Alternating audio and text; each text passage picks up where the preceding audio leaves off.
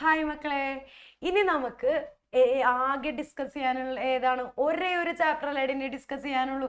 Yes, അതാണ് എന്ത്? Decimal methods, ദശാംശ രീതികളില്ലേ, ആ ചാപ്റ്റർ നമുക്ക് നല്ലോണം ഒന്ന് പഠിച്ചാലാടാ. യെസ്, നിങ്ങൾ എല്ലാവരും നല്ലോണം പഠിച്ച് എക്സാമിന് സെറ്റ് ആയിട്ടിരിക്കുകയാണ്. അപ്പൊ നമുക്ക് അതിൽ കുറച്ച് ഇമ്പോർട്ടൻറ്റ് ക്വസ്റ്റ്യൻസും അതുപോലെ തന്നെ എന്താണ്, നമുക്ക് അതിൽ കുറച്ച് പ്രോബ്ലംസ് ഒക്കെ ചെയ്ത് നോക്കാം. ഓക്കെ അല്ലേ? അപ്പത്തേ നമുക്ക് ആദ്യത്തെ പാർട്ടിലേക്ക് പോവാം. യെസ്, ഈ ചാപ്റ്റർ തുടങ്ങിയപ്പോ നമ്മൾ എന്താണ് മക്കളെ, ഫ്രാക്ഷൻ ഇല്ലേ, ഭിന്നം, ഈ ഭിന്നത്തിന് നമ്മൾ എങ്ങോട്ട് മാറ്റി? ഡെസിമൽ ആക്കി എന്ന് പറഞ്ഞാണ് നമ്മൾ എന്തോ തുടങ്ങിയത് ചാപ്റ്റർ. നമുക്കറിയാലോ ഡെസിമൽ നമ്പേഴ്സ് എന്ന് പറഞ്ഞാൽ എന്താണ്? സംഖ്യകൾക്കിടയിൽ എന്തുണ്ടാവും? ഡെസിമൽ പോയിന്റുകൾ, യെസ്, ബിന്ദുക്കൾ ഉണ്ടാവും. അതിനാണ് നമ്മൾ എന്ത് പറഞ്ഞത്? ഡെസിമൽ നമ്പേഴ്സ് എന്ന്. അപ്പൊ ഇത് ഈ ഫ്രാക്ഷനൊക്കെ എങ്ങനെ ഡെസിമൽ നമ്പേഴ്സ് ആവാൻ നോക്കാം. ആദ്യം നോക്കിയടാ, യെസ്, കൺവേർട്ട്. അപ്പൊ നിങ്ങൾക്ക് ചോദ്യം ഇങ്ങനെ വരും, convert fraction into decimal. അതായത് ഭിന്നത്തെ എന്താക്കി മാറ്റാം? ദശാംശ സംഖ്യയ്ക്ക് മാറ്റാനായിരിക്കും ചോദ്യം. അപ്പൊ എല്ലാരും നോക്കിയേ, 43/10, സോറി 43/10. ഓക്കെ അല്ലേടാ? ഈ 43/10 എങ്ങനെ മാറ്റും? നമ്മൾ 4, 3 അങ്ങനെ തന്നെ എടുത്തെഴുതാം. മേലേലുള്ള സംഖ്യ ഏതാണ് അത് അങ്ങനെ തന്നെ എടുത്തെഴുതാം. ഇടത്തോട്ട് നീക്കിയിട്ട് എന്ത് ചെയ്യാടാ? ഇവിടെ 0 ഇല്ലേടാ? 0ത്തിന്റെ എണ്ണം എത്രയാണ് ഇവിടെ? ഒരു 0 അല്ലേ? അപ്പൊ ഇവിടെ എന്ത് ചെയ്യണം? ഒരു സംഖ്യ എന്തിടണോടാ? ഡോട്ട് ഇടാ, കുത്തിടാ. ഓക്കെ അല്ലേ? അങ്ങനെയാണ്. നിങ്ങൾ ഫാസ്റ്റ് ആയിട്ട് അടുത്തത് ചെയ്ത് നോക്കി, നിങ്ങളൊന്ന് സ്വയം ചെയ്ത് നോക്കോട്ടാടാ. 375 എങ്ങനെ മാറ്റാം? 375 അങ്ങനെ തന്നെ എഴുതാം. അത് കഴിഞ്ഞിട്ട് എന്താ എഴുതാടാ? 2 0 കഴിഞ്ഞിട്ടല്ലേ? രണ്ട് സംഖ്യ കഴിഞ്ഞിട്ട് എന്തിടാ? ഡോട്ട് ഇടാ. 3.75, 75 അല്ല 75. ഇനി അടുത്ത എന്താണ്? 426/1000. ഇതിനെ നമുക്ക് എങ്ങനെ എഴുതാം? 4, 2, 6 അങ്ങനെ തന്നെ എഴുതാം മക്കളെ. ഇനി എത്ര 0 ഉണ്ടെന്ന് എണ്ണാം? 3 0. അപ്പൊ 3 സംഖ്യ എന്തിടാടാ? ഡോട്ട് ഇടാം. ഓക്കെ അല്ലേ? അപ്പൊ ഈ 56/10 എന്ത് വരും? യെസ്, 56 നമ്മൾ അങ്ങനെ തന്നെ എഴുതാം. ഇനി എന്ത് ചെയ്യാ? എത്ര സംഖ്യയോടാ? അടിയിൽ ഒരു 0 അല്ലേ? അപ്പൊ എന്ത് ചെയ്യാ? ഒരു സംഖ്യ ഇടാം, 5.6. അപ്പൊ നിങ്ങൾ ഇതൊക്കെ ഒന്ന് ചെയ്ത് നോക്കിയ മക്കളെ. യെസ്, അങ്ങനെയാണെങ്കിൽ നമുക്ക് അടുത്ത ഒരു പാർട്ടിലേക്ക് പോയാലോ. അപ്പൊ മക്കളെ, നിങ്ങൾക്ക് ഇനി ചോദിക്കാൻ പോണ ക്വസ്റ്റ്യൻ എന്ന് പറഞ്ഞിട്ടുണ്ടെങ്കിൽ ഈ ഡെസിമലുകളെയൊക്കെ എക്സ്പാൻഡ് ചെയ്യാന്ന് പറയാം. അതായത് നിങ്ങൾ എക്സ്പാൻഡ് എന്നൊക്കെ കേൾക്കുമ്പോൾ നിങ്ങൾ പേടിക്കേണ്ട. എന്ത് ചെയ്യാനാണ്? ഈ ദശാംശ രീതിയിലൊക്കെ എഴുതിയാണ് നമ്മൾ സ്പ്ലിറ്റ് ചെയ്ത് എഴുതൂലേ, അതിന്റെ 10s ഉം 100ഉം 1s ഒക്കെ അനുസരിച്ച് അതുപോലെ എഴുതാം. നിങ്ങൾ ഓൾറെഡി പഠിച്ചു കഴിഞ്ഞതാണ്. നമുക്ക് 34.567 നമുക്ക് എങ്ങനെ എഴുതാം മക്കളെ? 3 ഏത് സ്ഥാനത്താണ്? 10s സ്ഥാനത്ത്. ഇത് 1s സ്ഥാനം, ഇതും 10s, ഇത് 10th, 100th. ഒറ്റ 10, ഇത് ഒറ്റ 100, അങ്ങനെ 10 100 എന്നൊക്കെ നമ്മ പറയൂല. അപ്പൊ ഇതേ 3 × 10 പ്ലസ് 4 × 1 പ്ലസ്, ശ്രദ്ധിക്കുക പോയിന്റ് അതിന് എഴുതുമ്പോ എന്ത് ചെയ്താടാ? 5 × 1/10 എഴുതണം കേട്ടാടാ. 1/10 പ്ലസ് 6 × 1/100. പോയിന്റ് കഴിയുമ്പോൾ ഇവിടെ നിന്ന് ഇങ്ങനെ കൂടിക്കൂടി വരും. ഇവിടെ നിന്ന് പോയിന്റ് കഴിയുമ്പോൾ ഇങ്ങനെ കൂടിക്കൂടി പോട്ടെ. 10, 100, 1000 എന്നൊക്കെ. അപ്പൊ ഇവിടെ 10 വന്ന് 100 വന്ന് ഇനി എന്ത് വരും? യെസ്, 1000 കൂടി വരും കേട്ടാടാ. ഓക്കെ അല്ലേ? അപ്പൊ ഈ രീതിയിലാണ് നിങ്ങൾ ബാക്കി ക്വസ്റ്റ്യൻസും നിങ്ങൾ ട്രൈ ഔട്ട് ചെയ്ത് നോക്കേണ്ടത് കേട്ടാ. ഇതിപ്പോ 3 × 100 പ്ലസ് 4 × 10 പ്ലസ് 5 × 1 പ്ലസ് 6 × 1/10 × 7 × 1/100. അപ്പൊ നിങ്ങൾ ഈ ഒരു ക്വസ്റ്റ്യൻസ് നിങ്ങൾക്ക് ചെയ്ത് നോക്കാൻ പറ്റണ്ടാന്ന് ഒന്ന് ചെയ്ത് നോക്കണം കേട്ടാടാ. അങ്ങനെയാണെങ്കിൽ നമുക്ക് അടുത്തൊരു ഭാഗത്തിലേക്ക് പോവാം. അപ്പൊ മക്കളെ, നമ്മൾ ഫ്രാക്ഷന് ഒരു ഡെസിമൽ ആക്കി, അതായത് ഭിന്നത്തിനെ നമ്മൾ ദശാംശത്തിലേക്ക് മാറ്റി. അതുപോലെ തന്നെ പ്ലേസ് വാല്യൂ അനുസരിച്ച് സ്പ്ലിറ്റ് ചെയ്യാനും പഠിച്ചില്ലേ. ഇനി നിങ്ങൾക്ക് ചോദിക്കാൻ ചാൻസ് ഉള്ള ഒരു ക്വസ്റ്റ്യൻ ഏതാണെന്ന് അറിയോടാ? ഡെസിമൽ തരും. ഡെസിമൽ എന്നിട്ട് എന്താക്കാൻ പറയും? ഫ്രാക്ഷൻ ആക്കാൻ പറയും. അപ്പോഴും നിങ്ങളുടെ പതറെഴുതിട്ട ക്വസ്റ്റ്യൻ പേപ്പർ ആണ്. എങ്ങനെ എഴുതാ? ഈ തന്നിരിക്കുന്നതിനെ എങ്ങനെ നമുക്ക് ഡെസിമൽ ആക്കി നോക്കാന്നറിയോ? ഈ തന്നിരിക്കുന്നതിനെ അങ്ങനെ കൂട്ടി എഴുതാ. എന്താക്കി എഴുതാ? ചേർത്ത് എഴുതാ. Divided by. മക്കളെ, പോയിന്റ് ആയിട്ട് എത്ര സംഖ്യ ഉണ്ട് ഇവിടെ? ഒരു സംഖ്യയില്ല. അപ്പൊ അടിയിൽ എന്ത് ചെയ്യാ? 1 ഇട്ടിട്ട് ഒരു 0 ഇടാ. അടുത്തത് നോക്കിയടാ, 45.06. ഇതിനെ നമ്മൾ എന്ത് ചെയ്യാം മക്കളെ? അടുപ്പിച്ചത് ഇതിങ്ങനെ അടുപ്പിച്ച് എഴുതാ. Divided by. എടാ, പോയിന്റ് ആയിട്ട് എത്ര സംഖ്യകളുണ്ട്? 2 സംഖ്യകളില്ലേടാ. അപ്പൊ എന്ത് ചെയ്താ? 1 ഇട്ടിട്ട് 2 0 ഇടാ. അങ്ങനെയാണ് നിങ്ങൾക്കുള്ള ടാസ്ക്. ഈ അവസാനത്തെ ചോദ്യം അങ്ങനെ വരോടാ? യെസ്, നിങ്ങളൊന്ന് ചെയ്ത് നോക്കിയേ. അവസാനത്തത് ഇങ്ങനെ വന്നോട്ടെ. നിങ്ങൾ ചെയ്യുമ്പോൾ നിങ്ങൾക്ക് ഉത്തരം ഇങ്ങനെ വന്നിട്ടാ നോക്കണോട്ടാ. ഓക്കെ അല്ലേടാ? അപ്പൊ നിങ്ങൾ ഡെസിമലിലേക്ക് മാറ്റാനും പഠിച്ച്, ഡെസിമലിനെ തിരിച്ച് ഫ്രാക്ഷനിലേക്ക് മാറ്റാനും പഠിച്ച്. അങ്ങനെയാണെങ്കിൽ ഇതിലെ പ്രോബ്ലംസിലേക്ക് കടന്നാലടാ ഇമ്പോർട്ടന്റ് ആയിട്ടുള്ള കുറച്ച് പ്രോബ്ലംസ് നമുക്ക് ചെയ്യാം. മക്കളെ അതെ നമുക്കൊരു ചോദ്യം തന്നിട്ട് നമുക്ക് ഇവിടെ ഒരു ഫിഗർ തന്നിട്ടുണ്ട്. ഈ ഫിഗറിന് എന്താണ് നമ്മൾ പറയാറ്? യെസ്, പെന്റഗൺ അല്ലെങ്കിൽ റെഗുലർ പെന്റഗൺ എന്ന് പറയും, അല്ലെങ്കിൽ പറയാ സമപഞ്ചഭുജം. ഇതിന് എത്ര സൈഡ് ഉണ്ട്? 5 സൈഡ് അല്ല, അതാണ് നമ്മ പഞ്ചഭുജം എന്ന് പറയുന്നത്. ഈ 5 സൈഡില്ലേടാ, ഈ 5 സൈഡിന്റെ കൂടെ ചുറ്റളവ് കാണാനാണ് ചോദ്യം. ചുറ്റളവ് എന്ന് പറഞ്ഞാൽ എന്താണ്? ഈ 5 സൈഡുകളും ആഡ് ചെയ്യില്ലേ, തുക കാണൂല്ലേ? ഈ 5 സൈഡുകളുടെയും കൂടെ തുക കാണാം, പ്ലസ് കാണാം. അതിനാണ് നമ്മൾ എന്താ പറയാ? ചുറ്റളവ് കാണാം. ഒരു സൈഡ് നമുക്ക് തന്നിട്ടില്ലേ? ഒരു സൈഡ് നമുക്ക് തന്നിട്ടുണ്ട് 2.35 ആണ്. അപ്പൊ പെരിമീറ്റർ കാണാൻ എന്ത് ചെയ്താൽ മതി എന്ന് പറയോടാ? ചുറ്റളവ് കാണാൻ പെരിമീറ്റർ, ചുറ്റളവ് കാണാൻ സൈഡുകളുടെ എണ്ണം എത്രയാടാ? 5 സൈഡ് ഇൻറ്റു എന്ത് ചെയ്യുക? 5 സൈഡ് ഇൻറ്റു ഒരു സൈഡ് നമുക്ക് തന്നിട്ടില്ലേടാ? യെസ്, 2.35. ഒരു സൈഡ് തന്നിട്ടുണ്ട്. എത്ര സൈഡുകളുടെ എണ്ണവും തന്നിട്ടുണ്ടെങ്കിൽ ടോട്ടൽ സൈഡുകളുടെ ചുറ്റളവ് കാണാൻ എന്ത് ചെയ്താൽ മതി? ഇൻറ്റു ചെയ്താൽ മതി കേട്ടാടാ. അപ്പൊ ഇതിന്റെ ആൻസർ എന്ത് വരും? 5 ഇൻറ്റു. ഇനി നമുക്ക് ഫ്രാക്ഷന് ഈ ഡെസിമൽ പോയിന്റിൽ ഇരുന്ന് ഗുണനം ചെയ്യാൻ നിങ്ങൾ പഠിച്ചിട്ടുണ്ടോ മക്കളെ? ഇല്ല. അപ്പൊ നമ്മൾ പഠിച്ചേക്കുന്ന രീതി എങ്ങനെയാണ്? 5 ഇൻറ്റു ഇതിനെന്താക്കി മാറ്റണോടാ? ഫ്രാക്ഷൻ ആക്കി മാറ്റണം. ഇതിനെ അങ്ങനെ തന്നെ എഴുതാ. പോയിന്റ് ആയിട്ട് എത്ര സംഖ്യകൾ ഉണ്ടടാ? 2 സംഖ്യകൾ. അപ്പൊ 100 എന്ന് എഴുതാ. 1 ഇട്ടിട്ട് 2 0 ഇടാം. ഇനി നമ്മൾ ഇതിനെ കൂട്ടി എഴുതുമ്പോൾ നമുക്ക് 1175 വരും. ഡിവൈഡഡ് ബൈ 5 ഇൻറ്റു 235 എത്രയാണ്? 1175 ഡിവൈഡഡ് ബൈ 100 എന്ന് വരും. ഇനി ബാക്ക് ടു നമ്മൾ ഡെസിമൽ തന്നെ ആക്കി മാറ്റണോട്ടാ, ദശാംശമാക്കി തന്നെ മാറ്റണം. അതെങ്ങനെ മാറ്റാം? ഈ സംഖ്യകൾ എടുത്ത് എഴുതാം. എന്നിട്ട് പോയിന്റുകളുടെ എണ്ണം എത്ര? 2 പോയിന്റ്. അപ്പൊ ഇവിടെ നിന്ന് എത്ര സംഖ്യ കഴിഞ്ഞിട്ട് പോയിന്റ് ഇടണോടാ? 2 സംഖ്യ കഴിഞ്ഞിട്ട് പോയിന്റ് ഇടാം. ഓക്കെ അല്ലേ? ഓക്കെ അല്ലേ മക്കളെ? അപ്പൊ ഇങ്ങനെയാണ് നമ്മൾ ഒരു പെന്റഗണിന്റെ ചുറ്റളവ് കാണേണ്ടത്. അങ്ങനെയാണ് നമുക്ക് അടുത്ത ചോദ്യത്തിലേക്ക് പോയാലോ? അപ്പൊ മക്കളെ നമ്മളെ അടുത്ത ചോദ്യം ഇതാണ്. ഇതൊന്ന് നിങ്ങൾ പഠിച്ചിട്ട് പോകേണ്ട ഒരു ചോദ്യം തന്നെയാണ്. Find the area of rectangle whose length and breadth. Length നമുക്ക് തന്നിട്ടുണ്ട് മക്കളെ, എത്രയാണ്? 5.5 മീറ്റർ. ബ്രെഡ്ത്ത് എത്രയാണ് തന്നേക്കണം? 3.4 മീറ്റർ. നീളം 5.5, ബ്രെഡ്ത്ത് എത്രയാണ് മക്കളെ? 3.4. വീതിയിലെ വീതി 3.4. എന്തിന്റെ? ഒരു ദീർഘചതുരത്തിന്റെ, റെക്ടാംഗിളിന്റെ. അങ്ങനെയാണെങ്കിൽ മക്കളെ ഏരിയ ആണല്ലോ ഇക്വേഷൻ നിങ്ങൾക്ക് അറിയില്ലേ? റെക്ടാംഗിൾ ഏരിയ ആണല്ലോ ഇക്വേഷൻ L/B. അതായത് ഈ തന്നിരിക്കുന്ന നീളവും വീതിയും കൂടെ എന്ത് ചെയ്താൽ മതി? ഗുണനം ചെയ്താൽ കിട്ടൂലേ? അതെങ്ങനെയാണ് ചെയ്യണേന്ന് നോക്കാം മക്കളെ. ഗിവൺ ലെങ്ത് ഓഫ് റെക്ടാംഗിൾ, തന്നിരിക്കുന്ന റെക്ടാംഗിളിന്റെ നീളം എത്രയാടാ? 5.5. അതെടുത്ത് എഴുതാ. ബ്രെഡ്ത്ത് ഓഫ് റെക്ടാംഗിൾ എത്രയാടാ? 3.4. അതെടുത്ത് എഴുതാ. ഏരിയ ഓഫ് റെക്ടാംഗിൾ എന്താണ്? ലെങ്ത് ഇൻറ്റു ബ്രെഡ്, നീളം ഇൻറ്റു വീതിയാണ്. 5.5 ഇൻറ്റു 3.4. നിങ്ങൾ ചെയ്യേണ്ടത് എങ്ങനെയാണ്? 5.5 എന്താക്കി മാറ്റണോടാ? യെസ്, 55 എഴുതിയിട്ട് അടിയിൽ എന്തിടാ? 10 ഇടാട്ടാടാ. ഇൻറ്റു ഇതിനെ ഫ്രാക്ഷൻ ആക്കി മാറ്റാ. ഇതിനെന്ത് ചെയ്താ?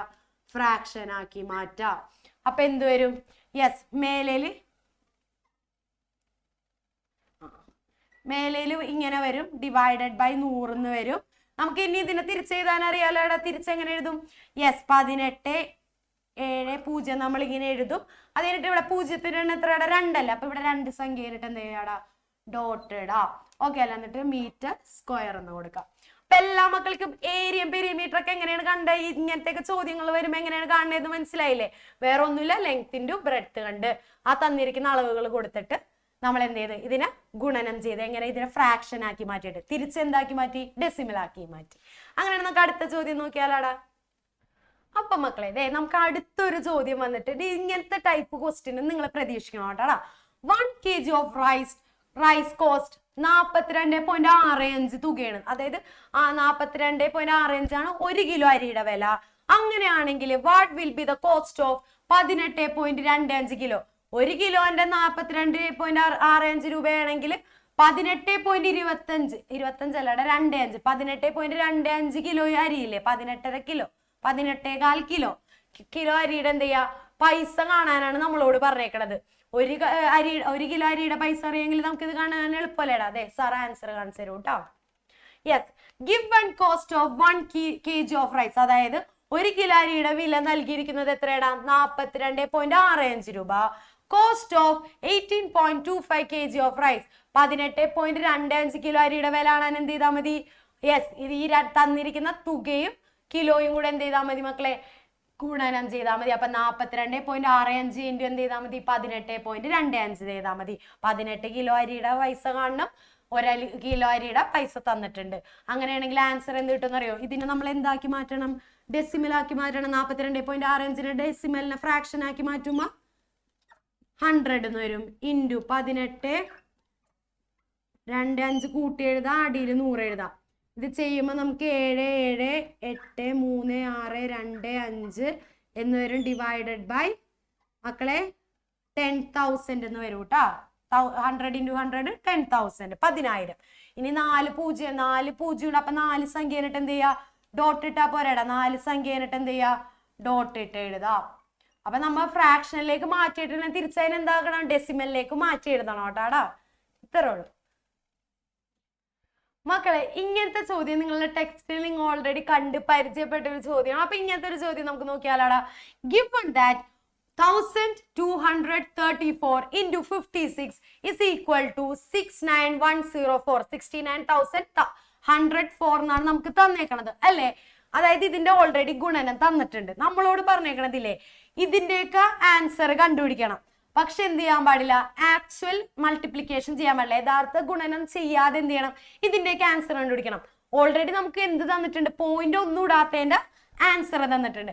ടീച്ചർ ഓൾറെഡി ഇത് ക്ലാസ്സിലൊക്കെ പഠിപ്പിച്ചു തന്നാരോട് എന്ത് ചെയ്യാം, 1000 സാർ അടുത്ത സ്ലൈഡ്. ഓക്കെ, എടാ ഈ സ്ലൈഡ് നോക്കിയടാ. 1.234 into 56 ചെയ്താൽ എത്ര കിട്ടും, 69.104 കിട്ടും. ഇനി അവിടെ എങ്ങനെയാടാ ഡോട്ട് ഇട്ടത്, ഇവിടെ എത്ര ഡോട്ട് ഉണ്ട് നോക്കടാ. ഇവിടെ ഒരു ഡോട്ട് അല്ലേ ഉള്ളൂ. ഒരു ഡോട്ട് കഴിഞ്ഞിട്ട് എത്ര സംഖ്യകളുണ്ട്, 3 സംഖ്യകളുണ്ട്. അപ്പൊ ഇവിടെ എന്ത് ചെയ്യാ, ഡോട്ട് കഴിഞ്ഞിട്ട് 3 സംഖ്യകൾ തന്നെ വന്നം. ഇവിടെ എന്തായിരിക്കണോടാ, ഈക്വൽ ആയിട്ട് വന്നം. ഇനി നോക്കിയേ 12.34 into 5.6. ഇവിടെ 2 ഡോട്ട് ഉണ്ട്. 2 ഡോട്ട് കഴിഞ്ഞിട്ട് എത്ര സംഖ്യകളുണ്ട്, ഇവിടെ 2 ഉണ്ട്, ഇവിടെ 1 ഉണ്ട്. അപ്പൊ 2 + 1 എത്രയാണ്, 3. ടോട്ടൽ ഇവിടെ ഡോട്ടുകൾ കഴിഞ്ഞിട്ട് എത്ര സംഖ്യകളുണ്ട്, 3 സംഖ്യ. അപ്പൊ ഇവിടെയും എന്ത് വേണോടാ, യെസ് സംഖ്യകൾ ആദ്യം തന്നെ അതിന്റെ ആൻസർ എഴുതിയിട്ട് എന്ത് ചെയ്യാം, 3 സംഖ്യകള് മുമ്പായിട്ട് എന്ത് ചെയ്യാം, കുത്തിടണം കേട്ടോ. അതായത് കുത്ത് കഴിഞ്ഞിട്ട് എന്ത് വേണം, ഇവിടെ 3 സംഖ്യകൾ വേണം. ഇനി ഇവിടെ നോക്കിയടാ 123.4 into 0.56. ഇവിടെയും എത്ര പോയിന്റ് ഉണ്ട്, 2 പോയിന്റ് ഉണ്ട്. പക്ഷെ പോയിന്റ് എത്ര സംഖ്യകൾ വന്നിട്ടുണ്ട് ഇവിടെ, 1 2 3. അപ്പൊ എത്രയാണ്, 3 സംഖ്യകൾ വരുന്നുണ്ട്. അപ്പൊ ഇവിടെ നിങ്ങൾ എന്ത് ചെയ്യുക, ആൻസർ അങ്ങനെ തന്നെ എടുത്ത് ചെയ്താ. എന്നിട്ട് എന്ത് ചെയ്യാ, യെസ് ഇവിടെ നിന്ന് ഇങ്ങോട്ട് ഇടത്തോട്ട് നീയിട്ട് 3 സംഖ്യകൾ അതിനിട്ട് എന്ത് ചെയ്യാടാ, കുത്തിട. അപ്പൊ ഇവിടെ 3 സംഖ്യകൾ ഉണ്ടെങ്കിൽ ഇവിടെയും എന്ത് ചെയ്യാം, 3 സംഖ്യകൾ അതിനിട്ട് ഡോട്ട് ഇടാൻ ശ്രമിക്കാട്ടാടാ. അപ്പൊ അതെ ഇവിടെ 1234 into 0.056 ആണ്. ഇവിടെ നിങ്ങൾ നോക്കിയടാ എത്ര പോയിന്റ് ഉണ്ട്, ഒരു പോയിന്റ് ഉള്ളൂ. പക്ഷെ എത്ര സംഖ്യകളുണ്ട്, പോയിന്റ് ആയിട്ട് 3 സംഖ്യകളില്ലേ. അപ്പൊ ഇപ്പുറത്ത് എന്ത് തന്നെ വേണം, യെസ് പോയിന്റുകൾ ആയിട്ട് 3 സംഖ്യകളാണ്. അതൊന്ന് നിങ്ങൾ പഠിച്ചിട്ട് പോവാട്ടാടാ. ഈ സൈഡ് എന്താണ്, ഈക്വൽ ആയിട്ട് പോയിന്റുകൾ ആയിട്ട് സംഖ്യ വേണം. അങ്ങനെ നമുക്ക് അടുത്തൊരു ചോദ്യം നോക്കിയാലാടാ. യെസ് അടുത്ത ചോദ്യം ഇതാണ് മക്കളെ. A bag holds 4.75 kilo of rice. ഒരു ബാഗിന്റെ അകത്ത് എത്ര അരി ഉണ്ടടാ, 4.75 കിലോ, 4.25 കിലോ എന്തുണ്ട്, അരിയുണ്ട് ഒരു ബാഗിന്റെ ഉള്ളിൽ. ഈ അരി 8 ബാഗുകളിലായിട്ട് നിറക്കണം. എത്ര ബാഗുകളിൽ നിറക്കണോടെ, 8 ബാഗുകളായിട്ട് നിറക്കണം. അങ്ങനെയാണെങ്കിൽ നമ്മളോട് ചോദിച്ചേക്കണ എങ്ങനെയാണ്, ഒരു ബാഗിൽ എത്ര ഉണ്ടാവും, എത്രയാണ്, യെസ് മക്കളെ ചോദ്യം ഇതാണ്. 4.75 കിലോ ഒരു ബാഗ് തൂക്കും. ഒരു ബാഗ് എത്ര ഹോൾഡ് ചെയ്യും, 4.75.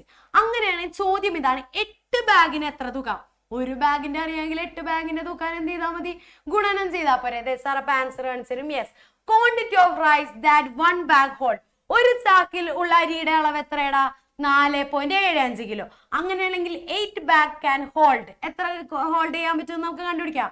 8 ബാഗിൽ കൊള്ളാൻ പോണത് എത്രയ്ക്കും, 4.75. ഒരു ബാഗിൽ കൊള്ളണത് ഇൻറ്റു എത്ര ബാഗിൽ കൊള്ളണം, 8 = ഇനി നമുക്കറിയാലോ ഈ 4.75 എന്താക്കി മാറ്റണം, ഫ്രാക്ഷൻ ആക്കി മാറ്റണം. അതിനെങ്ങനെ ഇതാ 475 മേളിൽ കൂട്ടി എഴുതാ, ഡിവൈഡഡ് ബൈ പോയിന്റ് എന്നിട്ട് ഇവിടെ എത്ര സംഖ്യകൾ ഉണ്ടാ, 2 സംഖ്യകളില്ല. അപ്പൊ അടിയിൽ എത്ര സംഖ്യ 0 വേണം, 2 0 വേണം. ഇൻറ്റു 8 ചെയ്യാ.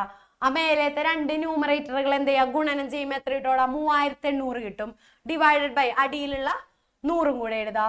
ഇനി അറിയാല 0ന്റെ എണ്ണം അനുസരിച്ച് മേളില് ഡോട്ട് ഇടാം. 38 കിലോ കൊള്ളും. 8 ബാഗിലായിട്ട് 38 കിലോ കൊള്ളൂ കേട്ടാടാ. ഇതാണ് ആ ചോദ്യത്തിന്റെ അർത്ഥം. ഇതിവിടെ നിങ്ങൾക്ക് 475/100 ഇങ്ങനെ ആയിട്ടാണ് വന്നേക്കണേ. ഈ സൈഡിൽ സ്ലാഷ് വന്നത് ശ്രദ്ധിക്കേണ്ട കേട്ടാടാ. ഇത് ഇങ്ങനെ തന്നെയാണ് എഴുതണം. ഓക്കെ അല്ലേ? അങ്ങനെയാണ് നമുക്ക് അടുത്ത ചോദ്യത്തിലേക്ക് പോവാം. അപ്പൊ മക്കളെ നിങ്ങൾക്ക് ഏകദേശം മനസ്സിലായില്ലേ, ഇപ്പൊ ഒരു പേനയുടെയോ അല്ലെങ്കിൽ ഒരു സഞ്ചിയുടെയോ ഒക്കെ കണക്ക് നമുക്ക് തന്നിട്ടുണ്ടെങ്കിൽ 8 സഞ്ചിയുടെയോ 8 പേനയുടെയോ അല്ലെങ്കിൽ 8 തുണിയുടെയോ അല്ലെങ്കിൽ 8 ഷർട്ടിന്റെ ഒക്കെ പൈസ കാണാൻ എന്ത് ചെയ്താൽ മതി? ഒന്നിന്റെ തന്നിട്ടുണ്ടെങ്കിൽ അതിന്റെ ഒപ്പം എന്തിൻറ്റു ചെയ്താൽ മതി? എത്ര എണ്ണത്തിന്റെയാണ് നമ്പർ കണ്ടുപിടിക്കേണ്ടത്, ആ നമ്പർ എന്ത് ചെയ്താൽ മതി? ഗുണനം ചെയ്താൽ മതി. എല്ലാ മക്കൾക്കും മനസ്സിലായില്ല? ഇപ്പൊ നമ്മൾ റെസിപ്രോക്കൽസ് നോക്കിയാലും ഡെസിമൽ നമ്പേഴ്സ് നോക്കിയപ്പോൾ മനസ്സിലായില്ലേ? അങ്ങനെ നമുക്ക് ലാസ്റ്റത്തെ ഒരു ചോദ്യത്തിലേക്ക് പോവാം. മക്കളെ, price of 1 litre of petrol, നമുക്ക് പെട്രോളിന്റെ 1 ലിറ്ററിന്റെ വില നമുക്ക് തന്നിട്ടുണ്ട്. എത്രയാണ്? 110.12. അതിന്റെ പൈസ എത്രയാണ്? 110.12 പൈസയുമാണ് നമുക്ക് രൂപ തന്നേക്കണത്. ഓക്കെ അല്ലേ? പൈസ വില തന്നേക്കണത്. നമ്മളോട് ചോദിച്ചേക്കണം എങ്ങനെയാണ്? 1 ലിറ്റർ പെട്രോളിന്റെ വില ഇത്രയാണെങ്കിൽ 2.5 ലിറ്റർ പെട്രോളിന്റെ വില എത്രയാണെന്നാണ് ചോദ്യം. മക്കളെ, 2.5 3.5 എന്നൊക്കെ പറഞ്ഞാൽ 5 എന്ന് പറഞ്ഞാൽ അരയായിട്ടാണ്. നമ്മൾ ഡെസിമൽ എഴുതുമ്പോൾ 5 എഴുതണം അരയായിട്ടാണ്. അതായത് 2.5 3.5 എന്നൊക്കെയാ പറയാം. അപ്പൊ 2.5 ലിറ്റർ പെട്രോളിന്റെ കാശാണ്. ഇപ്പൊ സാറ് കാണിച്ചു തരും. ഇത്രേ ഉള്ളൂ. ഭയങ്കര എളുപ്പ സ്റ്റെപ്പാണ്. പ്രൈസ് ഓഫ് 1 ലിറ്റർ, 1 ലിറ്റർ പെട്രോളിന്റെ വില എന്ന് പറഞ്ഞിട്ട് എന്ത് ചെയ്താ? 110.12 രൂപ എന്ന് എഴുതാ. അപ്പൊ പ്രൈസ് ഓഫ് 2.5 ലിറ്റർ പെട്രോളിന്റെ കാണാൻ എന്ത് ചെയ്താൽ മതി? ടീച്ചർ പറഞ്ഞില്ലേ, ഒന്നിന്റെ അറിയാമെങ്കിൽ 2.5ന്റെ കാണാൻ എന്ത് ചെയ്യണം? ഇൻറ്റു ചെയ്താൽ പോരെ. ഒന്നിന്റെ എത്രയാണ്? 110.12 ഇൻറ്റു 2.5 ആണ്. അതിന്റെ എന്ത് ചെയ്യാടാ? യെസ്, ഈ 110.12 എന്താക്കി മാറ്റാം? ഫ്രാക്ഷൻ ആക്കി മാറ്റാം, ഭിന്നോക്കി മാറ്റാം. ദശാംശത്തിന് എന്താക്കാം? ഭിന്നോക്കി മാറ്റാം. പോയിന്റ് അനുസരിച്ച് പോയിന്റ് 2 സംഖ്യയാണല്ലോ. അപ്പൊ അടിയിൽ എത്ര 0 വേണം? 2 0 വേണം. ഇൻറ്റു 2.5 അല്ലേടാ. അതിന് കൂട്ടി എന്താ എഴുതുമ്പോ എന്താവും? 25 എന്നാവും. ഡിവൈഡഡ് ബൈ പോയിന്റ് ആയിട്ട് എത്ര സംഖ്യ ഉണ്ടാവും? 1 സംഖ്യ. അപ്പൊ അടിയിൽ എത്ര 0 എഴുതണം? 1 0 എഴുതണം. അതായത് 10 ഇസ് ഈക്വൽ ടു നമുക്ക് ആൻസർ എത്ര കിട്ടോടാ? യെസ്, 2,75,300 കിട്ടും. 2,75,300 കിട്ടും. ഡിവൈഡഡ് ബൈ 1000 ചെയ്തു. എന്തായാലും 2 ലിറ്റർ പെട്രോളിന് 2 ലക്ഷം രൂപയിലെന്ന് എല്ലാവർക്കും അറിയാലോ. അപ്പൊ നമ്മൾ എന്ത് ചെയ്യണം? ആ പോയിന്റ് തിരിച്ചെഴുതണം. അടിയിലെ പോയിന്റ് 1000ന് 3 0 അല്ല. അപ്പൊ ഇടത്തോട്ട് നീക്കിയിട്ട് 3 സംഖ്യയായിട്ട് എന്തിടണോടാ? ഡോട്ട് ഇടാം. അതായത് 3ന് മുമ്പായിട്ട് എന്ത് വരും? ഒരു ഡോട്ട് വരും. അതായത് 275.3 രൂപയാണ് 2.5 ലിറ്റർ പെട്രോളിന്റെ വില. അപ്പൊ എല്ലാവർക്കും ഈ ചോദ്യമൊക്കെ നോക്കിക്കഴിഞ്ഞാൽ നിങ്ങൾക്ക് മനസ്സിലാവും. അപ്പൊ മക്കൾ ഇങ്ങനത്തെയൊക്കെ ചോദ്യം നിങ്ങൾക്ക് പ്രതീക്ഷിക്കുക. ഒരു സാധനത്തിന്റെ വില തന്നിട്ട് 8 സാധനങ്ങളുടെ വില കണ്ടുപിടിക്കാൻ പറയും. അപ്പൊ എന്ത് ചെയ്യുക? 8 ഇൻറ്റു ഒരു സാധനത്തിന്റെ വില ചെയ്താൽ മതി. അങ്ങനെ നിങ്ങൾക്ക് പല ചോദ്യങ്ങൾ നിങ്ങൾക്ക് പ്രതീക്ഷിക്കുക. എല്ലാവരും നല്ല ധൈര്യമായിട്ടിരുന്ന് എന്ത് ചെയ്യുക മക്കളെ? എക്സാം നല്ലോണം ഫേസ് ചെയ്യുക. ചോദ്യങ്ങൾ നല്ല കൃത്യമായിട്ട് എന്ത് ചെയ്യുക? വായിക്കുക. ഡെസിമലിനെ ഫ്രാക്ഷൻ ആണ് ആക്കേണ്ടത്, അല്ലെങ്കിൽ ഭിന്നത്തിനെ തിരിച്ച് ദശാംശമാണ് ആക്കേണ്ടത്. ഇതൊക്കെ മക്കൾ എന്ത് ചെയ്യുക? നല്ല തറവായിട്ട് പഠിച്ചിട്ട് പോകട്ടെ. അപ്പൊ all the best for your own exam. എല്ലാവരും നല്ല പൊളിച്ചടക്കട്ടാടാ. ബൈ.